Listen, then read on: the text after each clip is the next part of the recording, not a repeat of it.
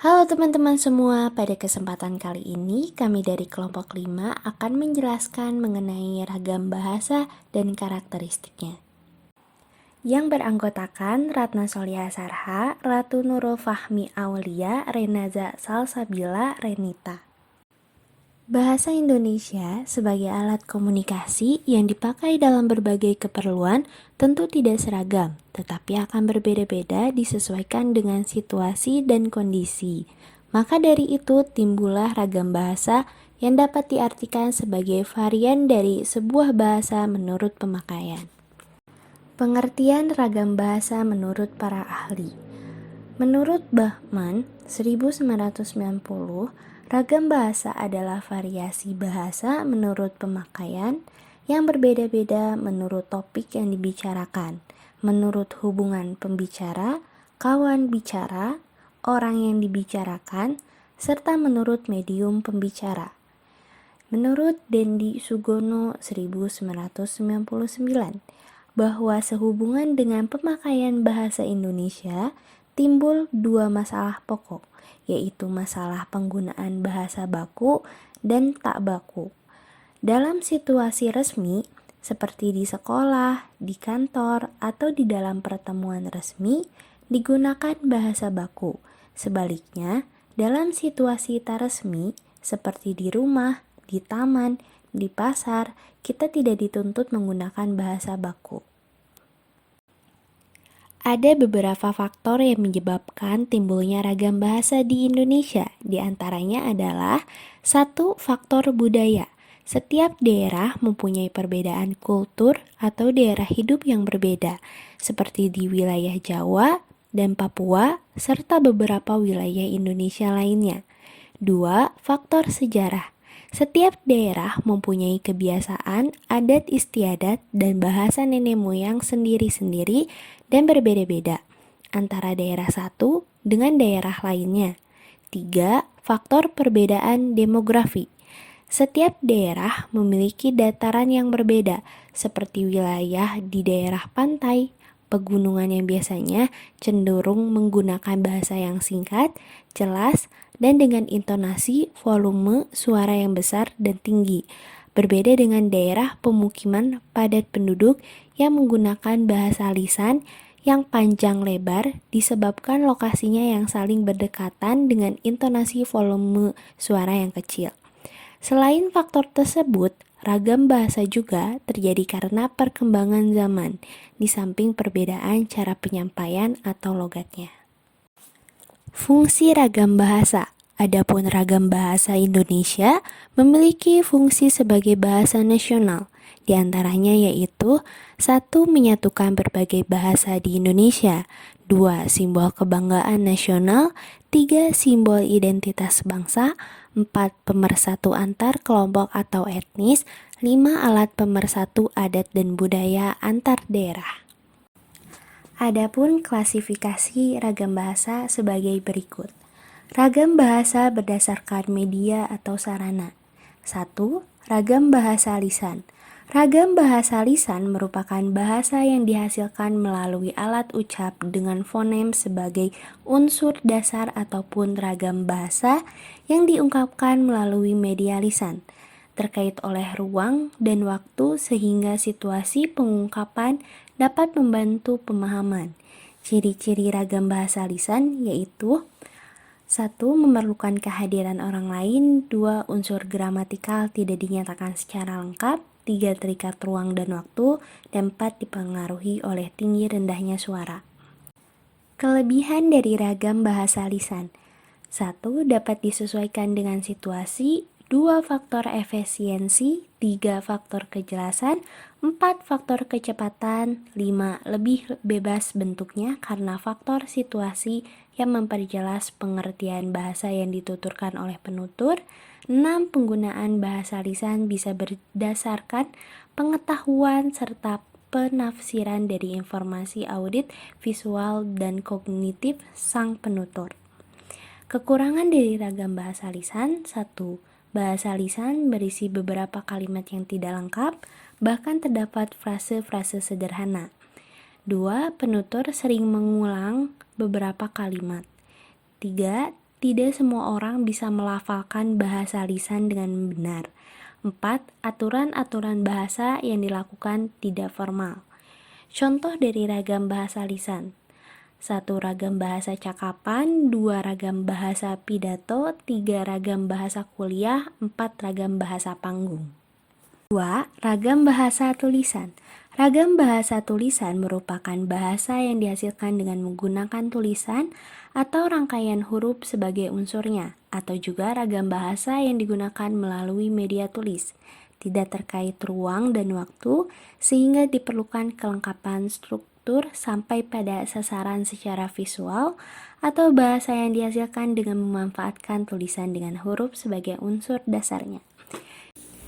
Ciri-ciri ragam bahasa tulisan yaitu 1. Tidak memerlukan kehadiran orang lain.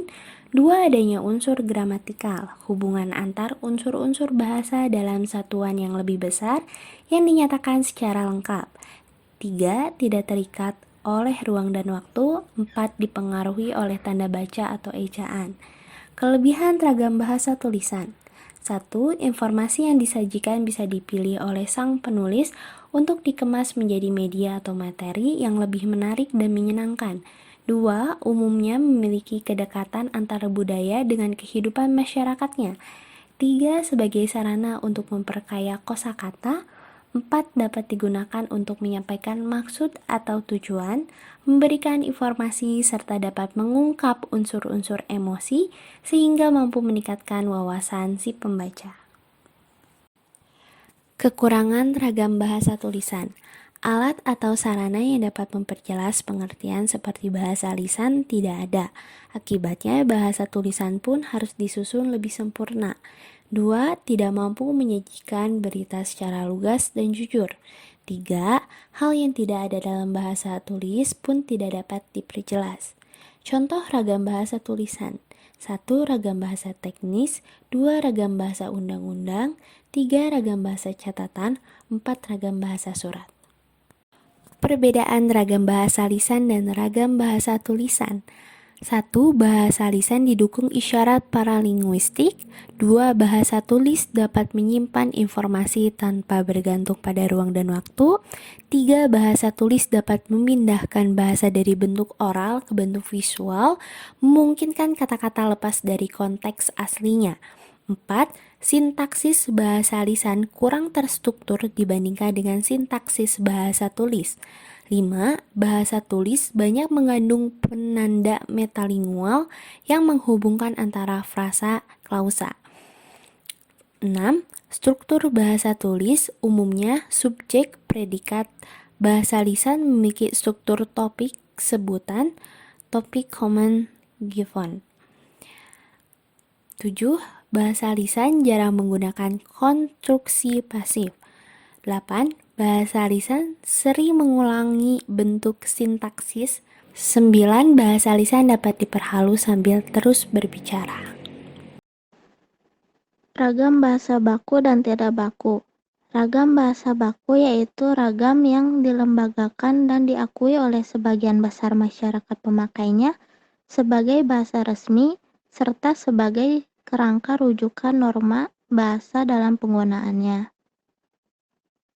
Ciri-ciri dari ragam bahasa baku yaitu yang pertama tidak terpengaruh bahasa daerah, yang kedua tidak terpengaruh bahasa asing, yang ketiga bukan ragam bahasa percakapan sehari-hari, yang keempat pemakaian imbuhan secara eksplisit, yang kelima pemakaian yang sesuai dengan konteks kalimat, yang keenam tidak terkontaminasi dan tidak rancu. Fungsi ragam bahasa baku. Yang pertama yaitu pemersatu yang menghubungkan semua penutur dari berbagai dialek bahasa daerah yang ada di Indonesia. Yang kedua yaitu pemberi kekhasan. Ragam bahasa baku memperkuat perasaan kepribadian nasional masyarakat bahasa yang bersangkutan.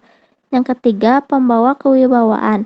Bersangkutan dengan usaha orang untuk mencapai kesederajatan dengan peradaban lainnya yang dikagumi lewat pemerolehan bahasa baku sendiri. Yang keempat, kerangka acuan. Berbagai kerangka acuan yang pemakaian bahasa dengan adanya norma dan kaidah atau yang dikodifikasi yang jelas. ragam bahasa tidak baku, yaitu ragam bahasa yang berkode berbeda dengan kode bahasa baku dan dipergunakan di lingkungan tidak resmi.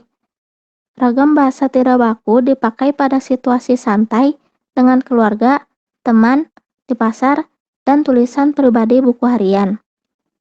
Ragam bahasa tidak baku sama dengan bahasa tutur, yaitu bahasa yang dipakai dalam pergaulan sehari-hari, terutama dalam percakapan. Ciri-ciri ragam bahasa tidak baku, yaitu yang pertama, walaupun terkesan berbeda dengan bahasa baku, tetapi memiliki arti yang sama. Yang kedua, dapat terpengaruh oleh perkembangan zaman. Yang ketiga, dapat terpengaruh oleh bahasa asing. Yang keempat, digunakan untuk situasi santai atau tidak resmi. Fungsi ragam bahasa tidak baku. Bahasa tidak baku adalah bahasa yang digunakan dalam situasi santai atau tidak resmi, dan kehidupan sehari-hari yang biasanya digunakan dalam keluarga, teman, dan di pasar. Fungsi penggunaan bahasa tidak baku adalah untuk mengakrabkan diri dan menciptakan kenyamanan serta kelancaran saat berkomunikasi atau berbahasa. Ragam bahasa dilihat dari topik pembicaraan. 1. Ragam bahasa sosial. Ragam bahasa sosial yaitu ragam bahasa yang sebagian norma dan kaidahnya didasarkan atas kesepakatan bersama dalam lingkungan sosial yang lebih kecil dalam masyarakat. Misalnya, ragam bahasa yang digunakan dalam keluarga atau persahabatan dua orang yang akrab dapat dikatakan sebagai ragam sosial. Selain itu, ragam sosial berhubungan pula dengan tinggi atau rendahnya status kemasyarakatan lingkungan sosial yang bersangkutan. Lalu yang kedua ada ragam bahasa fungsional. Ragam fungsional atau profesional adalah ragam bahasa yang dikaitkan dengan profesi, lembaga, lingkungan kerja, atau kegiatan tertentu lainnya. Ragam fungsional juga dikaitkan dengan keresmian keadaan penggunaannya. Ragam fungsional dapat menjadi bahasa negara dan bahasa teknis keprofesian seperti bahasa dalam lingkungan keilmuan atau teknologi, kedokteran, dan keagamaan. Bahasa Indonesia yang baik dan benar. Berbahasa Indonesia dengan baik dan benar dapat diartikan pemakaian ragam bahasa yang serasi dengan sasarannya. Dan di samping itu mengikuti kaidah bahasa yang betul. Ungkapan bahasa Indonesia yang baik dan benar mengacu ke ragam bahasa yang sekaligus memenuhi persyaratan kebaikan dan kebenaran. Bahasa yang diucapkan bahasa yang baku. Selain itu, bahasa yang baik adalah bahasa yang sesuai dengan situasi. Sebagai alat komunikasi, bahasa harus dapat efektif menyampaikan maksud kepada lawan bicara. Karenanya, laras bahasa yang dipilih pun harus sesuai. Ada 5 laras bahasa yang dapat digunakan sesuai situasi berturut-turut sesuai derajat keformalannya. Ragam tersebut dibagi sebagai berikut. Yang pertama yaitu ragam beku atau frozen, digunakan pada situasi hikmat dan sangat sedikit memungkinkan keleluasaan seperti pada kitab suci, putusan pengadilan, dan upacara pernikahan. Kedua, ragam resmi atau formal, digunakan dalam komunikasi resmi seperti pada pidato, rapat resmi, dan jurnal ilmiah. Yang ketiga, ragam konsultatif atau konsultatif, digunakan dalam pembicaraan yang terpusat pada transaksi atau pertukaran informasi, seperti dalam percakapan di sekolah dan di pasar.